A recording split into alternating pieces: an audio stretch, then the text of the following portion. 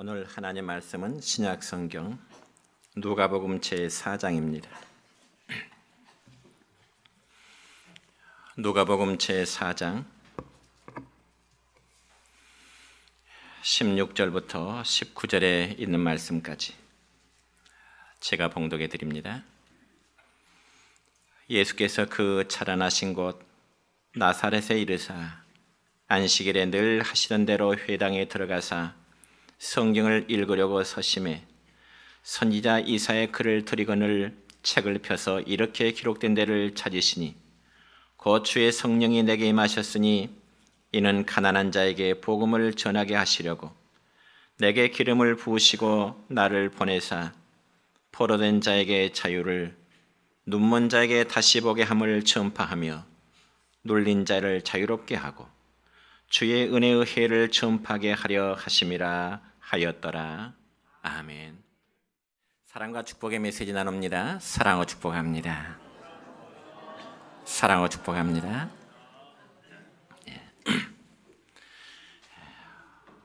오늘은 신약 성경 누가복음 4장 16절로 19절 있는 말씀을 중심해서 예수님이 오시면 이라는 제목으로 말씀을 선포하고자 합니다.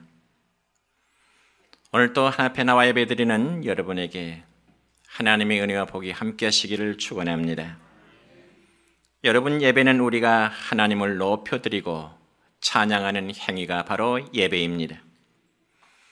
그래서 신약 성경 요한복음 4장 23절의 말씀 보면은 하나님은 자기에게 예배하는 자를 찾고 계신다고 말씀하십니다. 그렇다면 이 시간 우리가 드리는 예배는 당연히 하나님이 받으실 만한 그런 참된 예배가 되어야 될 줄로 믿습니다. 그리고 우리가 드리는 예배는 중보자가 있어야 되는데 그분은 바로 예수님이십니다. 그러니까 우리의 예배가 하나님께 상달되어지도록 연결하시는 분이 바로 예수님이시라는 것이죠. 왜냐하면 우리가 예수님을 통하지 않고서는 결코 하나님의 나라에 갈 수 없기 때문에 그렇습니다. 그래서 우리는 오늘 12월 첫 주일을 맞이하게 되는데 여러분, 교회의 절기로 12월 첫 주일을 대강절이라 이렇게 말합니다. 그러면 과연 대강절은 어떤 절기일까요? 먼저 이 대강절이라는 단어의 의미는 오다 혹은 도착한다는 뜻입니다. 그러니까 예수님의 탄생을 미리 기대하며 준비한다는 의미가 바로 대강절의 절기입니다. 그래서 대강절의 다른 명칭으로는 주님이 오심을 기다린다는 뜻으로서 대림절 혹은 강림절이라 이렇게도 말합니다. 그런데 이러한 대강절의 절기는 예수님의 강림을 단순히 과거의 사건으로만 국한시키는 것이 아니라 하나의 살아있는 역사로서 앞으로 이루어질 모든 역사와도 연관이 되어지고 있는 것입니다. 그러니까 과거에는 주님께서 베들레헴에 탄생하심으로써 이 땅에 오셨고 또한 현재는 믿는 자의 마음에 직접 주님이 성령으로 찾아오셨을 뿐만 아니라 세상 끝날 마지막 심판날에는 주님이 재림의 주로서 다시금 오시게 되는 사실입니다.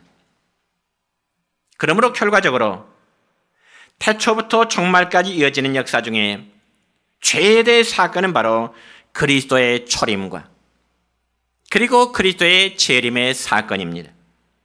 여러분 믿으십니까? 그래서 오늘은 이 대강절의 첫 주일로서 예수님이 이 세상에 오신 그 목적에 대한 말씀을 드리고자 합니다. 여러분, 오늘 본문의 말씀을 보면 예수님께서 고향 나사렛에서 복음을 전파하시는 사건입니다. 그렇다면 본문 16절 첫 부분의 말씀을 같이 읽습니다. 시작. 예수께서 그 자라나신 곳 나사렛에 이르사. 아멘. 그러니까 예수님은 유대나라 베들레헴에서 탄생하셨지만은 어린 시절 자라나신 것이 바로 나사렛이라는 동네였기 때문에 통상 나사렛 예수라 그렇게 불려지게 된 것입니다. 그런데 어느 날 예수님은 안식일이 되어서 회당에 들어가셔서 성경을 읽고자 하셨습니다. 여러분, 특별히 회당이라면 과거 이스라엘 백성들이 바벨론 포로 시절에 모세오경을 공부하며 또 토론하기 위해서 모인 데서 유래가 되어지고 있습니다. 그래서 이스라엘 백성들은 어디서든지 그들이 10가정 이상만 모이면 반드시 회당을 세웠습니다. 그리고 그 회당에서 성경을 가르치고 자녀들에게 신앙을 교육을 시키는 하나의 그러한 장소가 되기도 했던 것입니다. 그러므로 예수님도 역시 어린 시절 나사렛 회당에서 이러한 신앙의 교육을 받으셨을 것입니다. 그래서 본문의 말씀에 보면 예수님께서 이 하나님 말씀인 성경을 읽고자 해서 회당에 들어가셨는데, 회당의 사환이 예수님에게 이사야 선지자, 즉 이사야가 기록된 그 말씀을 예수님에게 전달하게 됩니다. 여러분, 물론 오늘날은 한 권 안에 모든 성경이 다 들어있지만은, 특별히 옛날에는 종이 문화가 발달하기 이전이라서 주로 양의 가죽이라든지 혹은 파피루스라는 종이에 성경 한 권씩 따로따로 기록해서 두루마리로 성경을 보관하게 된 것이었습니다.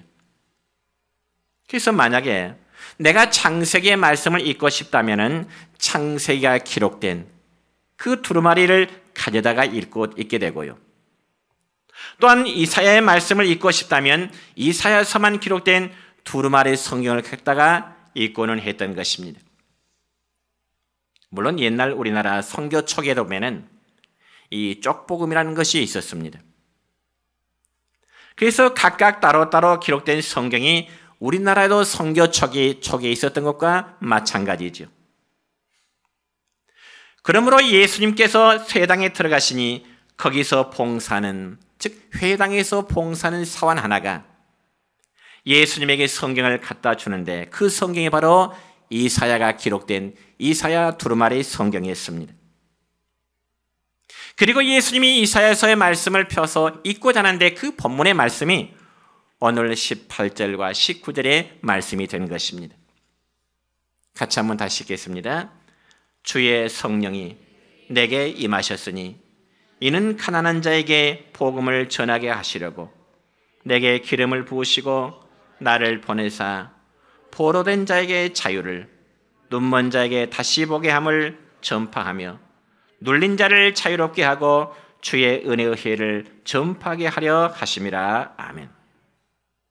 근데 여러분, 원래 이 말씀은 하나님께서 이스라엘 백성들을 포로 생활에서 귀환시킬 것과 또한 그날에 임할 축복에 관한 말씀이 오늘 본문에 기록된 말씀의 내용입니다. 그리고 실제로 이사야 오늘 본문의 말씀 보면은 이 말씀은 실제로 이스라엘의 70년 만에 포로 생활에서 자기의 본국으로 귀환함으로 성취되어진 것이죠. 그렇지만 이 말씀의 영적인 의미는 예수 그리스도로 말미암아 세상이 말 참 자유와 그리고 그 기쁨에 대한 예언의 말씀이 되는 것입니다. 그러므로 오늘 본문 말씀 가운데 18절의 말씀 보면 예수님께서 이 땅에 오셔야만 했던 세 가지 이유에 대해서 기록되고 있는데, 첫째는 포로된 자에게 자유를 주시기 위함이라고 말씀하고 있습니다. 여러분, 전쟁에 패해서 포로로 잡혀간 자들의 삶이란 것은 이루 말할 수 없는 치욕이 될 것이고 괴로움과 고통이 될 것입니다. 저는 몇 년 전에 거제도에 있는 포로 수용소 유적지를 다녀온 경험이 있습니다. 이 거제도에 있는 포로 수용소는 한국 전쟁 당시에 북한군 포로들을 수용했던 장소인데, 그곳의 생활 흔적을 보니까 포로자들의 생활이 얼마나 고통스러웠을까, 포로자의 삶이 얼마나 고통스러웠을까 짐작해 볼 수가 있었습니다. 여러분이요, 포로된 자에게는 자유함은 없겠죠. 포로된 자에게는 얽매임 뿐이겠죠. 포로된 자에게는 장래에 대한 보장이 없습니다. 그와 마찬가지로 우리 인간 역시 아담의 범죄부터 이제 우리는 모두가 죄에 사로잡힌 영적 포로자가 되었던 것입니다. 그래서 신약성경 요한복음 8장 34절의 말씀 보면 주님은 이런 말씀하십니다. 즉 죄를 범하는 자마다 죄의 종이라고 말씀하십니다. 죄를 범하는 자마다 다 죄의 종이라는 말씀이죠. 여러분, 죄라는 것은 특성상 사람을 사로잡아 끌고 다니는 그러한 힘과 능력이 있습니다. 마치 물고기가 낚싯밥을 가로챈 것과 마찬가지로 사람이 어떤 죄에 한번 물리게 되면 절대로 놓으려고 하질 않습니다. 그리고 죄는 우리 양심의 법까지 이제 마비시켜버립니다. 그러다 보면 죄를 지어도 죄에 대한 감각을 느끼지를 못하게 되는 것이죠. 여러분, 우리 몸에 가시가 찔렸다면 당연히 아픔을 느껴야 됩니다. 그런데 우리의 몸에 상처가 나서 피가 남에도 불구하고 아무런 아픔의 통증을 느끼지 못한다면 그는 신체 기능이 마비되었다는 증거일 것입니다. 그러므로 우리의 몸에 어디가 마비돼서 아픔을 모른다면 그건 참 불행이듯이 우리의 마음과 우리의 영혼이 마비돼서 죄를 지어도 죄에 대한 아픔을 모른다면 그보다 더 커다란 불행은 없는 것입니다. 여러분, 그래서 죄라는 것은요, 반복해서 지을수록 우리의 영혼을 더욱 얽어매는 마치 사슬과도 같습니다. 그리고 그때는 아무리 발버둥을 쳐도 죄의 사슬에서 벗어날 수가 없습니다. 왜냐하면 이미 죄의 종이 되어버렸기 때문에 그렇습니다. 그러나 사랑하는 성도 여러분이요, 우리를 가장 치욕스럽게 하고 우리를 가장 괴롭게 하는 문제는 바로 이 죄의 문제인 것입니다. 그래서 사탄은 온갖 달콤한 환경으로 우리들로 하여금 죄를 짓도록 유도하고 있는 것입니다. 하나의 예를 들어 볼까요? 여러분, 구약성경 사무엘하 11장에 보면 이런 내용의 말씀이 기록됩니다. 이스라엘의 위대한 왕 가운데 다윗이라는 왕이 있었습니다. 그런데 어느 날 이 다윗 왕은 이 자기의 군사들을 저 암몬 족속들과 전쟁하도록 하기 위해서 전쟁터에 군사들을 내보냈습니다. 그럼에도 불구하고 자기는 오후 늦게까지 실컷 낮잠을 자게 된 거죠. 그리고 이 다윗 왕이 실컷 낮잠을 잔 후에 깨서 왕궁 지붕 위를 거닐다 보니까 저 건너편에 한 여인이 목욕을 하고 있는데 그 모습이 너무 아름다웠습니다. 그저 이 다윗 왕의 마음속에는 음욕이 일어나기 시작했고요. 결국 신하를 시켜서 그 여인을 데려다가 동침을 하게 되는데 그 여인은 바로 자기의 충성스러운 신하 우리아의 아내 밧세바라고 하는 여인이었습니다. 그러니까 충성스러운 신하는 나라를 위하고 그리고 다윗 왕을 위해서 전쟁터에 나가서 전쟁을 하고 있지만은 다윗은 신하의 아내를 불러서 음란의 죄를 지게 된 것입니다. 그러면 다윗이 신하의 아내를 취하는 것으로 그것으로 끝이 나버렸을까요? 그랬으면 좋겠죠. 그러나 음란의 죄라는 것은 한번 사로잡히게 되면 결코 쉽게 놓아주질 않습니다. 밧세바라는 여인이 다윗과 동침함으로 인해서 임신하게 되고요. 또한 다윗은 그러한 사실을 감추기 위해서 그 남편을 살해하는 더 커다란 범죄를 저지르게 되었던 것입니다. 사랑하는 성도 여러분이요, 이처럼 사람이 죄의 포로가 되면은 무서운 지옥과 고통을 당하게 되는 것입니다. 그리고 더 괴로운 문제는 스스로의 힘으로는 죄의 사슬에서 벗어날 수 있는 능력을 상실해 버린다는 점입니다. 그래서 죄지은 자가 죄를 변명하고 스스로 합리화할 뿐만 아니라 그 책임을 다른 사람이나 혹은 환경에 돌리고자 하는 것이죠. 그렇다고 해서 죄로 인한 고통이 감해지는 건 역시 아닙니다. 여러분요, 죄는 삼손과 같은 이 천하장소도 넘어뜨렸습니다.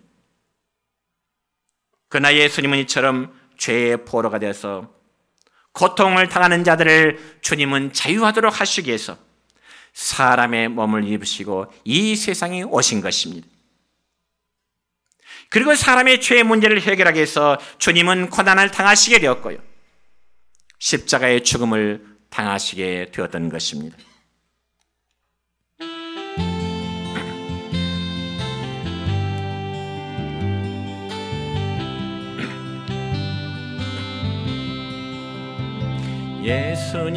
예수님을 외면하며 세상 따라 살던 중 교만 욕심 죄악으로 내 뜻대로 방황하다 넘어지고 쓰러져서 세상 사람 조롱할 때 주여 어디 계십니까? 이제 울고 있어요. 사랑하는 자녀야, 내 너를 위하여 사랑하는 아들까지 손과 발못 박았단다.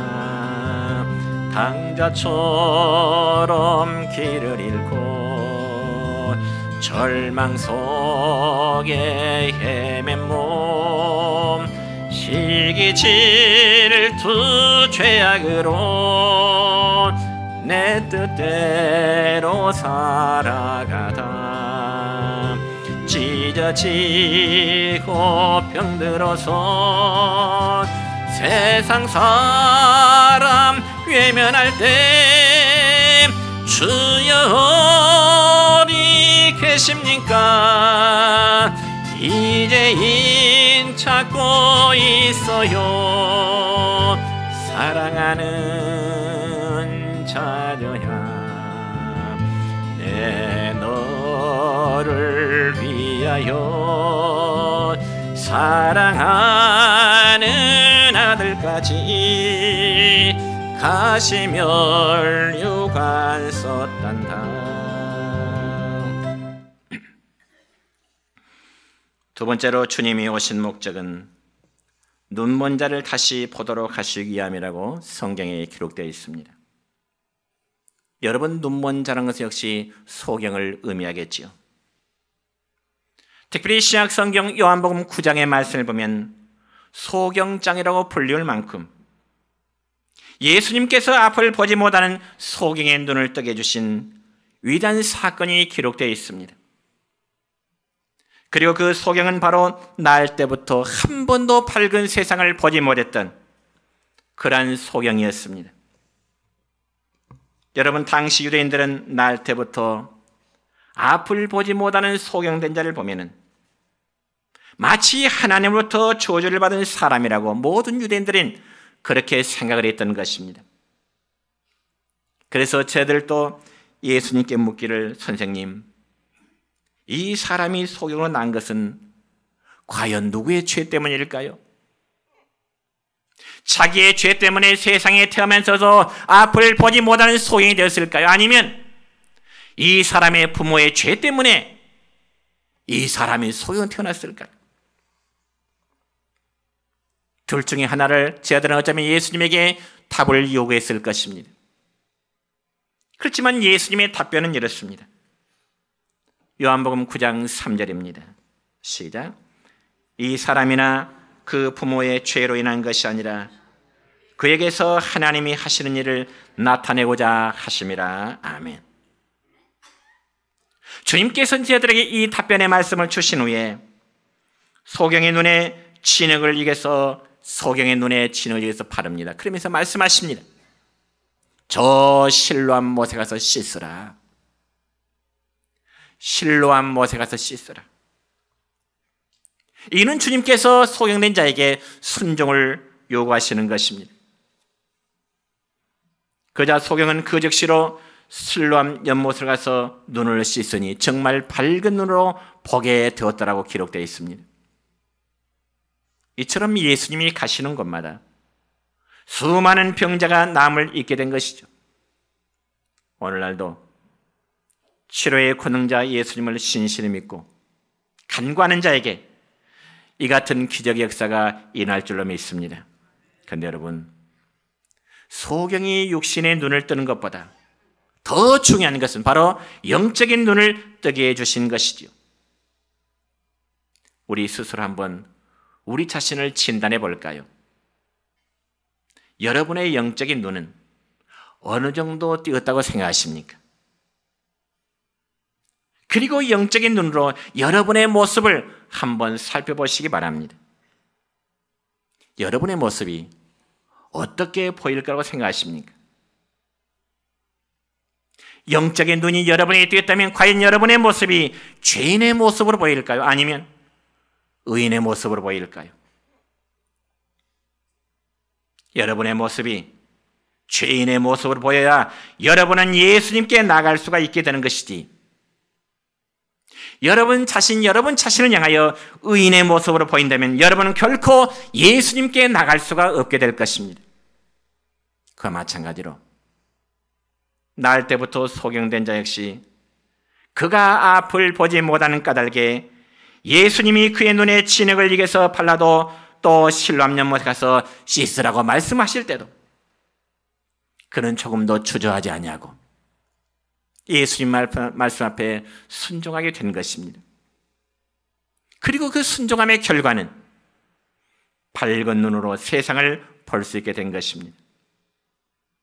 그러므로 예수님은 이처럼 소경의 눈을 뜨게 하심으로 자신이 그리스도이심을, 아니 자신이 하나님이심을 드러내시고 영적으로도 눈먼 자들의 눈을 뜨게 해서 그리스도를 보도록 하신 것입니다. 그런데 영적인 교만으로 스스로 본다고 하는 바리새인들은 소경이 눈을 뜬 것을 보면서도 그들은 도무지 믿으려고 하지를 않았습니다. 여러분, 저는 지금까지 목회하는 가운데 영적 교만에 사로잡힌 교회 직분자들 보면 저는 참 안타까운 마음을 가져봅니다. 특별히 영적 교만에 사로잡힌 자들의 그들의 특징을 보면은요, 자기의 실수에 대해서는 최대한 합리화합니다. 그렇지만 상대방의 실수에 대해서는 조금도 용서하려고 하지 아니하고 비판하기를 즐기게 됩니다. 왜냐하면 자기 자신에 대해서는 몰라도 너무 모르기 때문에 그렇습니다. 마치 자신은 완전한 것처럼. 그들이 바로 예수님 당시의 바리새인과 서기관들의 모습이었습니다. 그들은 영적으로 눈먼 자들이었습니다. 그래서 그들은 눈이 있지만 보지 못하는 영적 소경이라 그 말이죠. 바라는 우리 모두가 영적 소경에서 환한 영적 눈이 띄어지기를 축원합니다. 세 번째로 주님의 오심은 눌린 자를 자유케 하시기 위함인 것입니다. 물론 이 말씀은 이사야서 본문에는 없는 말씀입니다. 그렇지만 예수님께서 보충하신 말씀이지요. 그러면 과연 눌린 자란 어떤 자를 말할까요? 당연히 억압당하는 자를 말하겠지요. 여러분, 실제로 이 세상에는 억울하게 눌려 지내는 사람들이 너무나 많음이 현실입니다. 예를 들어 강대국들은 약소 민족들을 억누르게 되고요, 힘 있는 자들은 약한 자를 누르며 살아가는 것이 이 부조리한 우리의 현실입니다. 그러므로 예수님 당시 이스라엘은 로마의 식민자에서 수많은 수탈을 당했습니다. 또한 헤롯의 폭정으로 인해서 세례 요한, 즉 하나님의 말씀을 선포하는 세례 요한은 목배임을 당했던 사건이 있습니다. 그렇지만 예수님은 한 번도 로마 제국과 대항해서 싸우고자 하시는 일이 없었고요.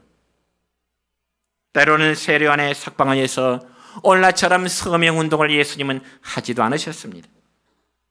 그런데 어떻게 보면 예수님께서는 자신의 조국 독립에 대해서는 너무 소극적인 것처럼 보이기도 하죠. 그렇지만 예수님은 복음으로 저 거대한 로마를 정복하게 되었습니다. 예수님은 복음으로 세계를 정복하게 되었습니다. 그러면 예수님께서 말씀하신 구체적으로 눌린 자란 누구를 말할까요? 이들은 바로 죄와 마귀로부터 지배를 받고 있는 자들을 말합니다. 그렇다면 여러분, 인간을 불행하게 하는 마귀의 존재란 어떤 존재일까요? 마귀란 원래 가장 영화롭고 지혜롭게 지음을 받은 천사였지만 그들이 하나님의 권위에 도전해서 타락한 자들입니다. 그러니까 한마디로 마귀란 타락한 천사를 의미한다는 것이죠. 그런데 요한계시록 12장의 말씀 보면은 마귀들의 숫자는요 아주 많아서 감히 인간의 힘으로는 비교할 수 없을 만큼 큰 힘을 가지고 있고요. 마귀는 큰 또한 지혜를 가지고 있습니다. 그래서 이 마귀는 사람을 사로잡아서 온갖 질병을 일으키기도 합니다.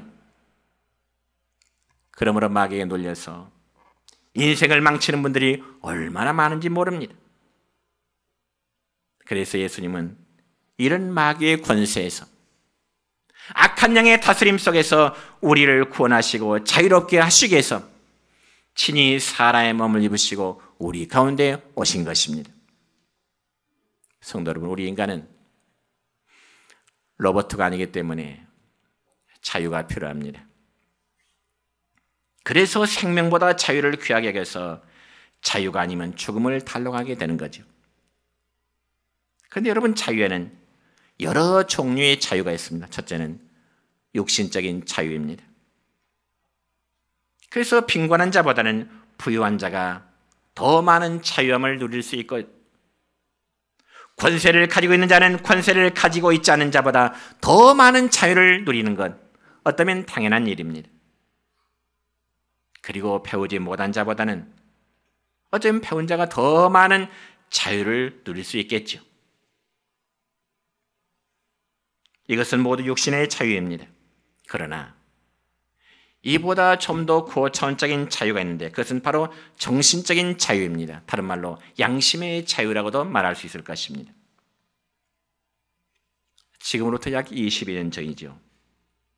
정확히 말하자면 1997년 2월 12일에는 우리나라 정부에 큰 사건이 하나 있었습니다. 우리나라에.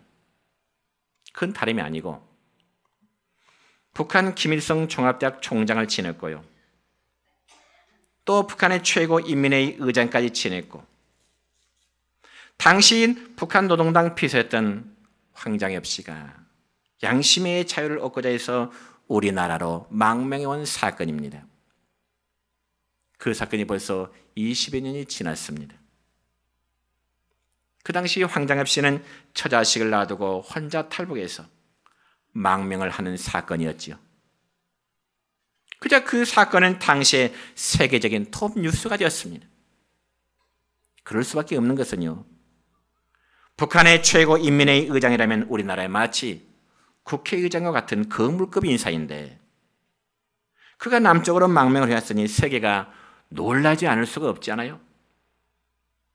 그러면 왜 황장엽 씨가 그렇게 좋은 자리를 버리고요, 이곳 남쪽으로 망명을 선택했을까요? 당시의 언론에 나타난 그의 망명 목적은 조국 평화 통일을 위한 양심의 자유를 얻고자 함이라고 그는 인터뷰에서 밝혔습니다.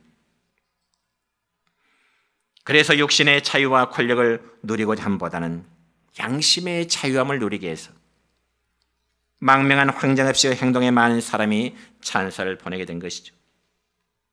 그런데 여러분, 이처럼 정신적인 자유, 그리고 양심의 자유보다 더 고차원적인 자유가 있는데 그것이 바로 영적인 자유함인 것입니다.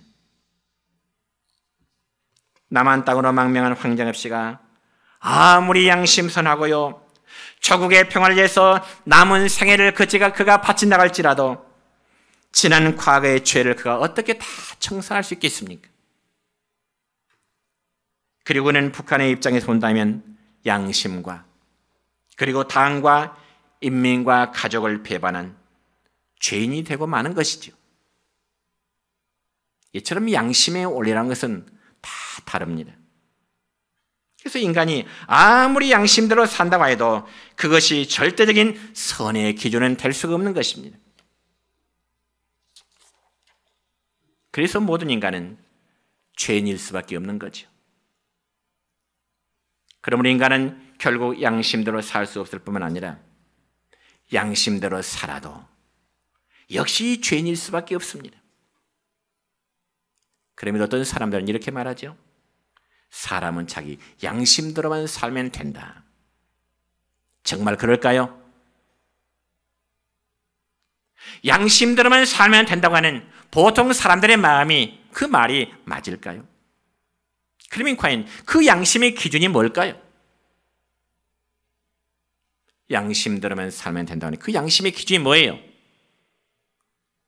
자기 생각일 뿐입니다. 그래서 자기 양심이 떳떳하다고 생각하면 자기는 의인이라고 하는 착각에 빠지게 되는 거예요. 이처럼 사탄의 권세하는 자들은 결국 사탄이 쳐놓은 죄의 사슬에 매여 고통하고 있을 뿐입니다. 그래서 예수님은 이런 인생들에게 참된 자유를 주시기 위해서 사람의 몸을 입으시고 이 땅에 오심을 믿으시기 바랍니다. 그러므로 요한복음 8장 32절과 8장 36절의 말씀을 보니까 이렇게 기록되어 있네요. 시작. 진리를 알지니 진리가 너희를 자유롭게 하리라. 아들이 너희를 자유롭게 하면 너희가 참으로 자유로우리라. 그렇습니다. 진리 되신 하나님의 아들 예수님을 알 때 우리는 그 진리 안에서 참 자유를 누릴 수 있습니다. 이제 말씀했습니다. 예수님은 우리에게 자유함을 선포하시기 위해서 이 땅에 오셨습니다. 그리고 포로된 자에게 자유함을 주시기 위해서, 눈먼 자에게 이제 다시 보게 하는 자유함을 주시기 위해서, 눌린 자에게 자유케 하시기 위해서 주님은 사람의 몸을 입으시고 오시게 된 것입니다. 그럼 우리를 자유하게 할 수 있는 분은 오직 한 분, 예수님 뿐이십니다. 저와 여러분이 이 예수님을 믿음으로 죄와 마귀의 권세에서 온전히 구원을 받고 참 자유함 누릴 수 있기를 주님의 이름으로 축원합니다.